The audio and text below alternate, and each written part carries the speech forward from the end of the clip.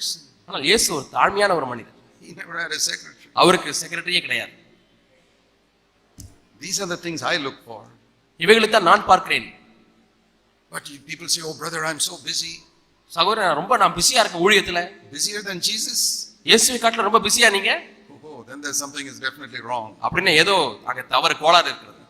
If you are busier than Jesus, something is definitely wrong with your ministry. இயேசுவை காட்டில நான் ரொம்ப பிஸிங்கன்னு சொன்னா கண்டிப்பா ஊழியத்துல ஏதோ கோளாறு இருக்கிறது. He was the busiest man that walked on the earth and he never had a secretary. இந்த பூமியிலே நடந்த மிகவும் பிஸியாக இருந்த ஒரு தேவ ஊழியர் யார் என்று சொன்னால் இயேசு கிறிஸ்து. அவருக்கு செக்ரட்டரியே கிடையாது. Have you seen Jesus?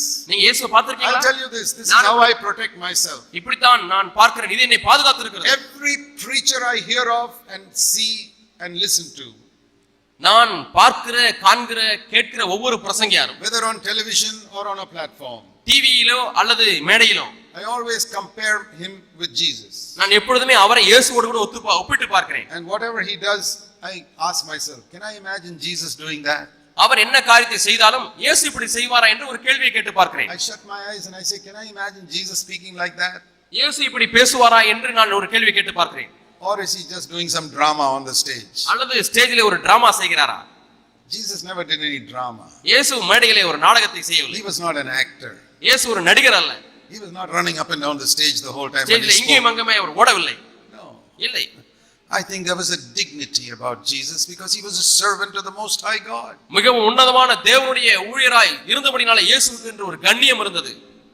You must have a picture of Jesus from the Bible, otherwise you will get thoroughly deceived by preachers. இயேசுவை குறித்ததான ஒரு படத்தை நீங்கள் வேதத்திலிருந்து பெற்றுக்கொள்ளாவிட்டால் நீங்கள் முற்றிலுமாய் வஞ்சிக்கப்பட்டு விடுவீர்கள். Because the fruit that I look for is the fruit of being like Jesus Christ. இயேசு கிறிஸ்துவை போல அந்த தன்மையுள்ளவராய் இருக்கிறாரா என்கிற கனியை நான் தேடுகிறேன். Does he preach holiness? பரிசுத்தத்தை குறித்து பிரசங்கிக்கிறாரா? You read the Gospels. நீங்கள் சுவிசேஷத்தை வாசியுங்கள். Have you noticed one thing? ஒரு காரியத்தை கவனித்தீர்களா? That Jesus never preached one message on physical healing. சரீர பிரகாரமான குணமாக்குதலை குறித்து ஒரு பிரசங்கத்தை கூட இயேசு செய்ததே இல்லை. If you find one message on like that, please show it to me. It is not in the Bible. வேதத்திலே இயேசு அப்படி பிரசங்கித்தார் என்று நீங்கள் பார்த்தீர்களானால் எனக்கு சொல்லுங்கள். நான் இதுவரை பார்த்ததில்லை. People ask me, ஜனங்கள் என்கிட்ட கேட்கிறாங்க, why don't you preach on physical healing? நீங்க ஏன் சுகமாக சரீர சுகத்தை குறித்து பிரசங்கிப்பதில்லை என்று கேட்கிறார்கள். Because Jesus never preached a message on physical healing. சரீர சுகத்தை குறித்து இயேசுவும் ஒரு செய்தியும் பிரசங்கித்ததில்லை என்று சொல்றேன். Peter never preached a message on physical healing. பேதுருவும் சரீர சுகத்தை குறித்து ஒரு பிரசங்கத்தையும் செய்ததில்லை. Paul never preached a message on physical healing. பவுலும் ஒரு செய்தியை குறித்து பிரசங்கித்ததில்லை சரீர சுகத்தை குறித்து. I have studied the Bible 40 years. I have never found.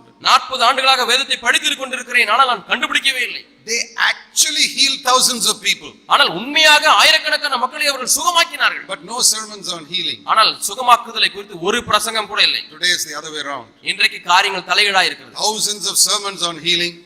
சரீர சுகத்தை குறித்து அற்புதங்களை குறித்து ஆயிரக்கணக்கான பிரசங்கங்கள். But hardly anybody healed.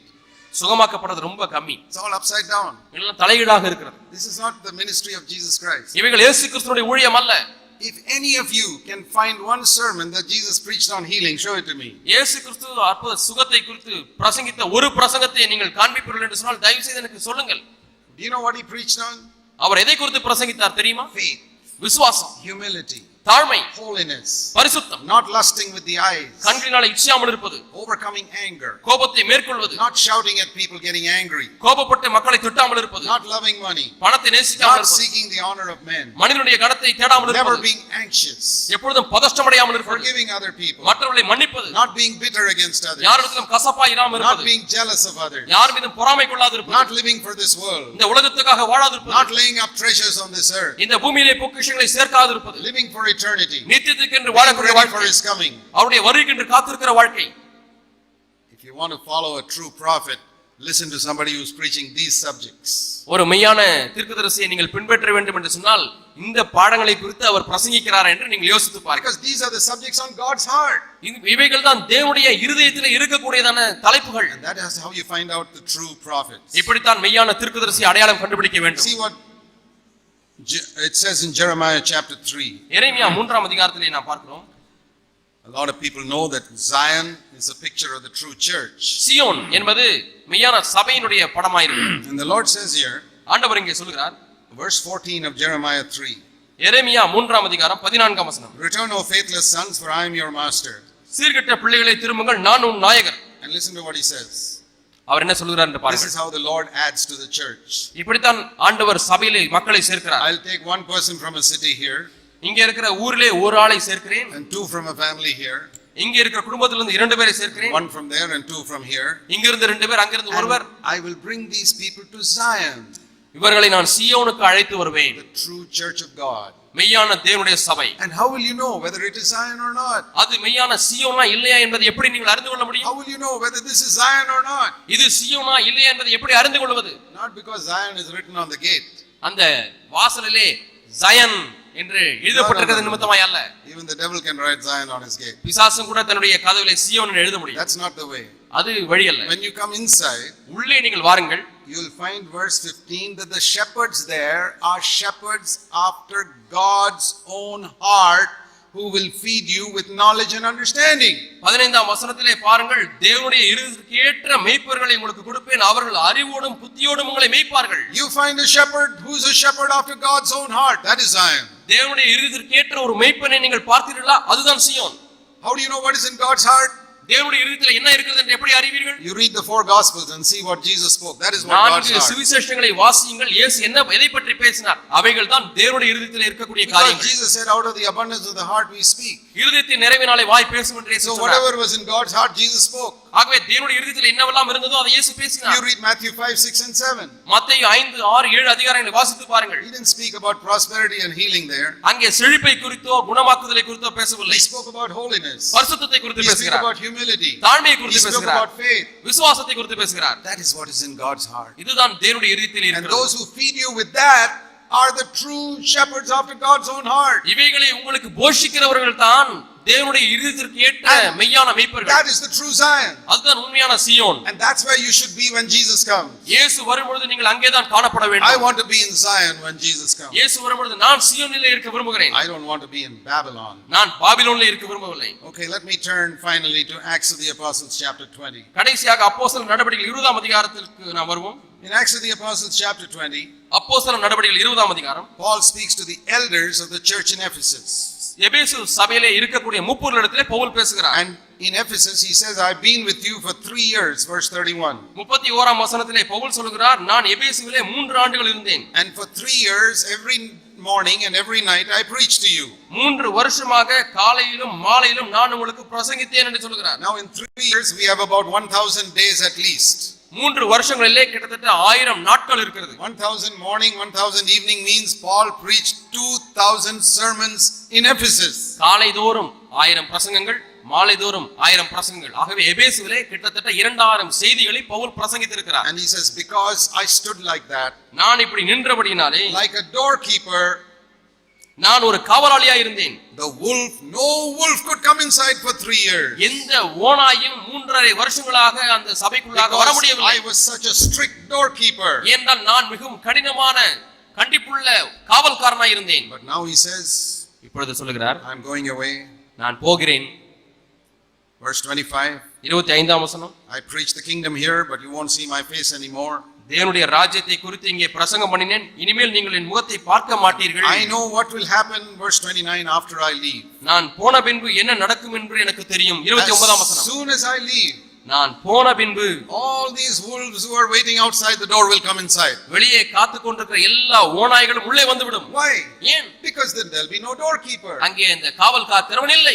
All the elders will be interested in making money. அங்கே இருக்கிற முப்பொருள் எல்லாருக்கும் பணம் சம்பாதிப்பதிலே விருப்பம். And verse 30, they will all draw the disciples after them instead of leading them to Christ. 30ஆம் வசனத்திலே பார்க்கிறோம், அவர்கள் சீஷர்களை தங்களிடத்திலே இழுத்துக் கொள்வார்கள், கிறிஸ்துவனை இழுத்துக் கொள்வதற்கு பதிலாக. And the wolves will come in. ஓநாய்கள் உள்ளே வரும். There won't be any strictness. அங்கே கண்டிப்பு இருக்காது. They say, okay, brother, come in. சரி சகோதரனே உள்ளே Yeah, வாருங்கள். sister, come in. சரி பரவாயில்ல சிஸ்டர் உள்ள வாங்க. Particularly if it's a rich person or a big person. Yeah, brother, please come and sit down here. ஒரு பணக்காரனை பார்த்துட்டு ஐஸ்வரனை பார்த்துட்டு தயவு செய்து உள்ளே வாருங்கள் என்று. Paul had no time for all these rich people and big people. பெரிய மக்களுக்கும் பணக்காரர்களுக்கும் பவுலுக்கு நேரமில்லை. He says in the church we need holy people and humble people. சபையானது பரிசுத்தவான்களினாலும் தாழ்மையுள்ள மக்களினாலும் நிறைந்திருக்கிறது. We don't care whether you're a rich man or a big man in the world. நீ பணக்காரனோ அல்லது உலகத்திலே பெரிய ஆளோ எனக்கு கவலை இல்லை. Where do we find pastors like that? இப்படிப்பட்ட பாஸ்டர்மார்களை எங்கே நீங்கள் Who பார்க்கிறீர்கள்? don't care for rich people or big people. பெரியவர்களோ பணக்காரர்களோ அவரை குறித்து அக்கறை இல்லை. He's a strict doorkeeper. கண்டிப்புள்ள ஒரு வாசல் He காக்கிறவனாய் says in the இருக்கிறார். church we give place to those who are humble and holy. சபையிலே யாருக்கு இடம் என்று சொன்னால் தாழ்மையுள்ளவர்களுக்கும் பரிசுத்தமுள்ளவர்களுக்கும் தான். They may be rich, they may be poor. அவர்கள் ஐஸ்வர்யவான்களா இருக்கலாம், தரித்திரர்களா இருக்கலாம். அது எனக்கு ஒரு பொருட்டல்ல. They may be black or white. அவர்கள் கருப்பர்களா இருக்கலாம், வெள்ளையர்களா இருக்கலாம். High caste, low caste makes no difference. உயர்ந்த ஜாதியோ தாழ்ந்த ஜாதி எனக்கு அது ஒரு பொருட்டல்ல. Educated or not educated. படித்தவர்களோ படிக்காதவர்களோ அல்ல பொருட்டல்ல. Knowing English or not knowing English. ஆங்கிலம் பேச தெரிந்தவர்களோ பேச தெரியாதவர்களோ. Graduate or school final. அவர்கள் பட்டதாரியோ அல்லது பள்ளி படிப்பு முடித்தவர்களோ எனக்கு வித்தியாசமே இல்லை. Are you a holy person? நீ முதலாவது பரிசுத்தவானா இருக்க. நீ ஒரு தாழ்மையுள்ளவனா இருக்கிறாயா? Welcome. வாருங்கள் உள்ளே. All the wolves. எல்லா ஓநாய்களும். Paul says, as long as I'm here, you won't get, one of you won't come inside. நான் இங்கே இருக்கும் பொழுது ஒரு ஓநாய் கூட உள்ளே வருவதில்லை என்று பவுல் சொன்னார். You see there, the Lord said, அங்கே ஆண்டவர் சொல்கிறார், the doorkeeper to be on the alert in the last days. கடைசி நாட்களிலே வாசல் காக்கிறவனே விழித்திரு என்று இயேசு சொல்கிறார். How is it so many wolves have come into many of our Christian churches today? இன்றைக்கு எப்படி अनेक ஓநாய்கள் கிறிஸ்தவ சபைக்குள்ளாக நுழைந்து விட்டது? The doorkeepers have gone to sleep. அங்கே காவல் காக்கிறவர்கள் தூங்க போய் விட்டார்கள். Or there are no doorkeepers at all. அல்லது காவல் காக்கிறவர்களே அங்கே இல்லை. That's the problem. இதுதான் பிரச்சனை. That's not Zion. அது சீயோன் அல்ல. My brothers and sisters. என் சகோதர சகோதரிகளே, God has appointed watchmen in Jerusalem. எருசலேமிலே காவல் காக்கிறவர்களை தேவன் நியமித்திருக்கிறார். You read that in Isaiah. ஏசாயாவிலே You நீங்க read that வாசித்து in பாருங்கள். Ezekiel. எசேக்கியேலை வாசித்து பாருங்கள். There are no watchmen in many churches today. இன்றைக்கு இருக்கிற अनेक சபைகளிலே காவல் There are காக்கிறவர்கள் no இல்லை. doorkeepers. வாசல் காக்கிறவர்கள் இல்லை. Because the elders are seeking popularity. ஏனென்றால் மூப்பர்கள் தங்களுடைய பெயர் புகழிலேயே விருப்பமானவர்களாக இருக்கிறார்கள். Pastors want to be popular. ஒரு பாஸ்டர்மார் பிரபலமாக வேண்டும் என்று You விரும்புகிறார். can't be a doorkeeper if you want to be popular. நீ பிரபலமாக வேண்டும், புகழ் பெற வேண்டும் என்றால் நீ காவல்காரனா இருக்க முடியாது. Be careful where you are going. நீங்கள் எங்கே போகிறீர்கள் என்பதை குறித்து Be ஜாக்கிரதையாக careful which gospel you are listening to. எந்த சுவிசேஷத்தை நீங்கள் கவனிக்கிறீர்கள் என்பதை குறித்து ஜாக்கிரதையாக If you இருங்கள். want to be ready for the coming of the Lord, நீ தேவனுடைய வருகைக்கு காத்திருக்க வேண்டுமானால் listen to the gospel that is proclaimed in Zion. சியோனிலே அறிவிக்கப்படுகிற சுவிசேஷத்துக்கு செவி கொடுங்கள். What is coming from God's own heart. தேவனுடைய இருதயத்திலிருந்து வரக்கூடிய சத்தத்துக்கு செவி கொடுங்கள். And I hope you have a doorkeeper who watches over your soul. உங்களுடைய ஆத்துமாவை கண்காணிக்கிற ஒரு காவல் காக்கிறவர் இருக்கிறார் என்று நான் நம்புகிறேன். Who loves you enough like a father to correct you. உங்களை திருத்துவதற்கு ஒரு தகப்பனை போல உங்களை நேசிக்கிற ஒரு போதகர் உங்களுக்கு இருக்கிறார் என்று நான் நம்புகிறேன். If you don't have like that, உங்களுக்கு அப்படி இல்லை என்றால் I feel sorry for you. உங்களுக்கு நான் வருத்தப்படுகிறேன். Seek God தேவனை தேடுங்கள். that you can find a shepherd after God's own heart. தேவனுடைய இருதயத்திற்கு ஏற்ற மேய்ப்பனை ஆண்டவரே எனக்கு காண்பியும் என்று ஆண்டவரிடத்தில் There are கேளுங்கள். not many. I know there are not many. அநேகர் இல்லை என்று எனக்கு தெரியும். Many times I tell people who are in distant places where there is no proper church, no proper shepherd. தூர இடங்களிலே அங்க சரியான சபை இல்லை, சரியான போதகர் இல்லை என்று சொல்கிறவர்களுக்கு நான் சொல்வது என்னவென்றால், I say you can get some CDs, you can get some cassettes, you can get some books, and that can fulfill the function of a shepherd if you don't have an actual shepherd. அங்கே உண்மையான ஒரு மேய்ப்பன் அங்கே உங்களுக்கு இல்லை என்றால், தூர இடத்திலே நீங்கள் இருக்கிறீர்கள் என்று சொன்னால் நீங்கள் இந்த செய்திகள் நீங்க சிடியை வாங்கி கேளுங்கள், ஒளிநடாவை வாங்கி கேளுங்கள், நல்ல ஆவிக்குரிய புத்தகங்களை வாங்கி படிங்கள் என்று Let சொல்கிறேன். those mighty powerful words protect you and be like a shepherd for you. அந்த வல்லமையுள்ள வார்த்தைகள் உங்களை பாதுகாத்து உங்களுக்கு மேய்ப்பனாக இருக்கட்டும். That is the second best. அது இரண்டாவது மேன்மையான If காரியம். you don't have an actual shepherd, உண்மையான ஒரு மேய்ப்பன் இல்லை என்றால், but that is 100 times better than having a wolf. ஆனால் ஒரு ஓநாயை உங்களுக்கு வைத்திருப்பதை காட்டிலும் இது 100 மடங்கு நல்லது. 10,000 times better than a hireling. ஒரு கூலியாள் உங்களுக்கு போதகராய் இருப்பதை காட்டிலும் இது 1000 மடங்கு மேல். We are living in the last days. நாம் கடைசி நாட்களிலே வாழ்ந்து கொண்டிருக்கிறோம். Let's be ready for the coming of the Lord. தேவனுடைய வருகைக்கு நாம் ஆயத்தப்படுவோம். Doorkeepers must be on the alert. வாசல் காக்கிறவன் விழித்திருக்க And வேண்டும். everybody must be on the alert. நாம் எல்லாரும் விழித்திருக்க வேண்டும். Let's pray. நாம் ஜெபிப்போம். While our heads are bowed in prayer, ஜெபத்திலே நம்முடைய தலைகள் வணங்கி இருக்கும் பொழுது, who is standing for the Lord in these last days? இந்த கடைசி நாட்களிலே தேவனுக்காக நிலைத்து நிற்பவன் யார்? May God raise up many people like that in our country. நம்முடைய தேசத்திலே இப்படி அநேகரை தேவன் எழுப்புவாராக. And many shepherds after God's own heart. தேவனுடைய இருதயத்திற்கு ஏற்ற அநேக மேய்ப்பர்களை தேவன் எழுப்புவாராக. Many fathers and mothers. அநேக தகப்பன்மாரை தாய்மார்கள் எழுப்புவாராக. Jesus looked at the people like sheep without a shepherd and he told his disciples, pray. மேய்ப்பன் இல்லாத மந்தையை போல இருக்கிறார்களே ஜனங்கள் என்று பார்த்தபோது சிஷ்யரை பார்த்து ஜெபியுங்கள் என்று சொன்னார். And he tells you today, இன்றைக்கு உங்களை பார்த்து சொல்கிறார், pray ஜெபியுங்கள், that you will have a shepherd உங்களுக்கு நல்ல மேய்ப்பன் கிடைக்கும்படியாக, who will lead you to God's throne. தேவனுடைய சிங்காசனத்துக்கு நேராக உங்களை வழிநடத்தக்கூடிய Heavenly Father, பரலோக பிதாவே, give us shepherds in Tamil Nadu and in India. தமிழ்நாட்டிலேயும் இந்தியாவிலும் நல்ல மேய்ப்பர்களை எங்களுக்கு தாரும். Shepherds after your own heart. உம்முடைய இருதயத்திற்கு ஏற்ற மேய்ப்பர்களை தாரும். Deliver us from hirelings and wolves. கூலி ஆட்களிடத்திலிருந்து மோனாய்களிடத்திலிருந்து எங்களை விடுதலையாக்கும். Give your people shepherds who will care for their souls, ஆண்டவரே அவருடைய ஆத்துமாவை கண்காணிக்கிற காக்கிற மேய்ப்பர்களை அவர்களுக்கு தாரும். who are not interested in their money. அவருடைய பணத்திலே விருப்பம் இல்லாதவர்கள். We pray in Jesus' name. இயேசுவின் நாமத்தில் ஜெபிக்கிறோம் பிதாவே.